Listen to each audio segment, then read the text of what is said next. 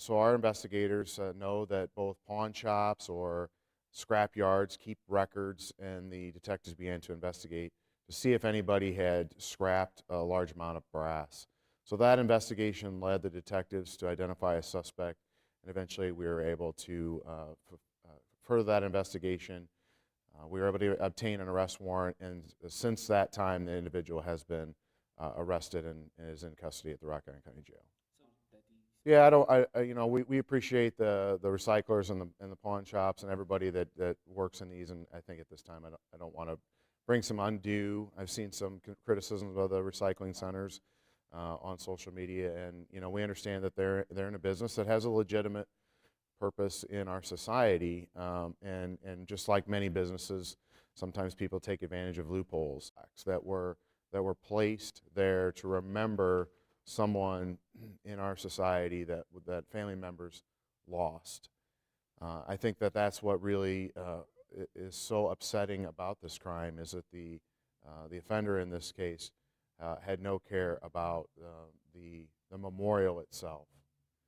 And I think that's really where the criminal justice system has a big gap in failing to identify that property crimes also have a victim, right? We know that certainly property can be replaced, and we still have to hold people accountable for damaging other people's property or stealing items that not only have value, but in this case are extremely sentimental.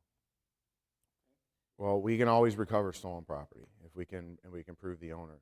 So, we are focusing here on this conversation about businesses, but any item that is stolen and then resold certainly is vulnerable, right? And we see that even social media like Facebook Marketplace, eBay are also areas that people can unknowingly purchase stolen items, Xboxes, shoes, items of value that have been stolen from businesses or from individuals.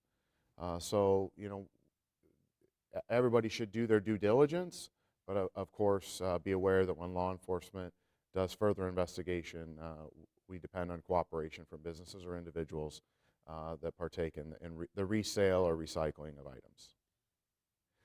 In society, we depend on the cooperation of each other in our society to function as a healthy community. We depend on people obeying the speed limit. We don't catch every speeder. And so we depend on people respecting other people's property. So I don't recall a memorial plaques ever being targeted. We do see items of value, particularly metal items, that have a resale or scrap value get stolen.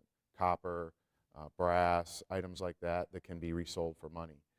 So those do typically, of course, in Moline, in the Quad Cities, and in the nation, are stolen. And unfortunately, this individual stooped to a new level of stealing memorial plaques. And I know you mentioned this when things taking place. Yeah, in general, if they identify suspicious activity, those businesses do cooperate or alert law enforcement. Okay. And by them doing that, I mean, how does that really help you all with your investigation and the efforts that you all put in? Well, things like metal or other things can be a needle in a haystack, literally, right? And so we do depend on industry experts that see normal patterns or normal business activities, that when they see something suspicious, just like anything, to report it to law enforcement. So kind of the old adage that we've had since 9/11, if you see something, say something. We appreciate that from the public, whether it's a general citizen or a member of the business community.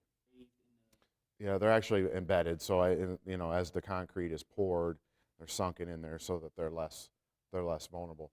At the time, 15 to 30 years ago, they were bolted into the concrete.